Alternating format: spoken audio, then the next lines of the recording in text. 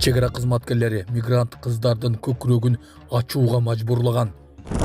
2025 жыл Россиядагы мигранттар үчүн өтө оор жыл болот. Видеону кылдаттык менен өткүзбөстөн көрүңүздөр. Бишкектеги көп кабаттуу үйлөрдүн биринен интимдик кызмат көрсөтүп жаткан кыздар аныкталды. Алар милицияга жеткирилди. Бишкекте көрүнгөн жерге таштагандарга айып пул салынды. Ушулар жана башка жаңылыктар түрмөгө. Видеонун астындагы өйдө караган бармакчаны албетте басып коюңуз. Ошондо гана сиздер Кыргызстанда жана башка өлкөлөрдө болуп жаткан акыркы жаңылыктардан кабардар болуп турасыздар. Мигрант аялдарды төшүн көрсөтүүгө мажбурлаган АКШнын чегара кызматкерлери 53 жаштагы Шейн Милан түштүк чегарадан өткөн мигрант аялдарды негизсиз текшерип, алардын төшүн көрсөтүүгө мажбурлаганы үчүн айыпталууда. Ал мындай аракетти жеке кызыкчылык үчүн жасаганын мойнуна алды. Эми Миланга 2 жылга чейин эркинен ажыратуу, $20,000 айып төлөө коркунучу турат. 2025 жыл Орусиядагы мигранттар үчүн өтө оор болот. Орусиянын ички иштер министрлиги миграциялык агымды көзөмөлдөөнү күчөтүү жана көрүлгөн чараларга байланыштуу статистикалык маалыматты жарыялады.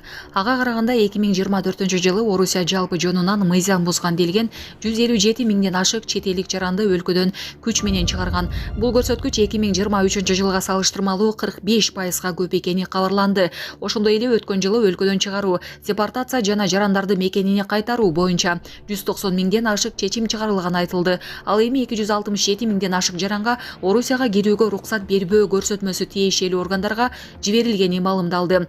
Миграция багытында эмгектенген юрист Мирлан Токтобеков 2025 жылы Орусияда эмгектенген мигранттар үчүн мурдагыдан дагы кыйла оор болорун эскертүүдө. Анын баамында Орусияда миграциялык шарттарды катаалдаткан мыйзамдардын кабыл алынуусу менен чет элдиктерди өлкөдөн күч менен чыгаруу жана депортация кылуу көрсөткүчтөрү былтыркыдан эселеп өсүшү мүмкүн. Материалды Азаттыктын мигрант медиа долбоору даярдады.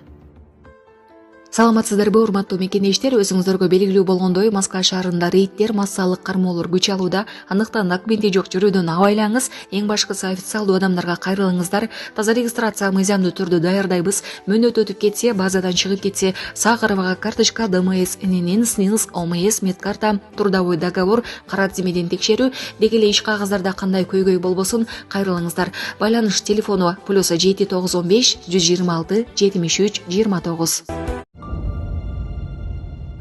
Айып пул салынды. Бишкекте таштандыны тушкелди ыргыткандар камерага түшүп калган. Бишкек шаарында таштандыны тушкелди ыргыткандарга айып пул салынды.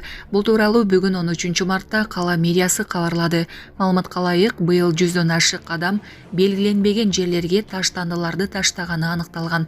Жеке сектордун тургундары үй тиричилик таштандыларды чыгаруу графигин сактабастан Борбор каланын көрктөндүрүү эрежелерин бузушууда.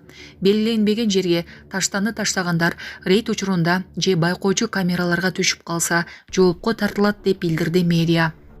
Ошондой эле мэрия таштанын белгиленбеген жерге таштаган жарандарга жалпы 572 миң сом айып пул салынганын, ал эми юридикалык жактарга салынган айып пулдун өлчөмү 1,530 миң сомду түзгөнүн билдирди.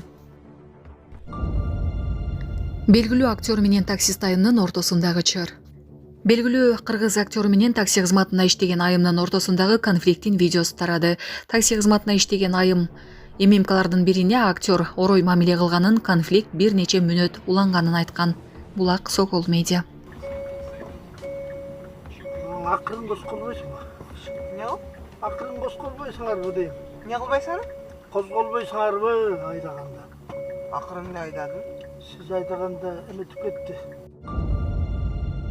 Кыргызстан менен Тажикстандын президенттери Кыргыз-Тажик чегарасы боюнча макулдашууга кол коюшту. Бүгүн 13 мартта Бишкек шаарында Кыргызстандын президенти Садыр Жапаров менен өлкөгө мамлекеттик сапар менен келген Тажикстандын президенти Эмомали Рахмондун расмий жолугушуу аземи өттү. Кыргызстан менен Тажикстандын президенттери Садыр Жапаров менен Эмомали Рахмон Кыргыз-Тажик чегарасы боюнча макулдашууга кол коюшту. Жапаров: Кыргыз-Тажик чек арасы боюнча келишим тарыхый окуя болот. Кыргызстан менен Тажикстандын чек ара боюнча келишимине кол коюу тагдыры өзгөрткөн тарыхый окуя болот. Бул тууралуу президент Садыр Жапаров ынтымак ордодо Эмомали Рахмон менен жолугушууда билдирди. Өлкө башчы Тажикстан менен достукта, коңшулук мамиледе болуу Кыргызстандын тышкы саясатынын негиздеринин бири экенине токтолду. Мамлекеттерибиз байыркы тарых, маданият, каада салт менен байланышкан, аймактык жана эл аралык маселелеринде окшош позициядабыз, деди Жапаров. Рахмон Кыргызстандык кесиптешинин сөзүн колдоду. Бүгүн кол коюлуучу документтер эки тараптуу мамилелеринин жаңы барагын баштайт. Бүгүнкү жолугушуу эки өлкө элинин түпкү кызыкчылыгына жооп берген кызматташууну жогорку деңгээлге көтөрөт, деди Тажикстандын президенти. Учурда Бишкекте Тажикстандын президенти Эмомали Рахмон менен өлкө башы Садыр Жапаровдун жолугушуусу болууда. Коңшу өлкөнүн жетекчиси Кыргызстанга мамлекеттик сапар менен келген.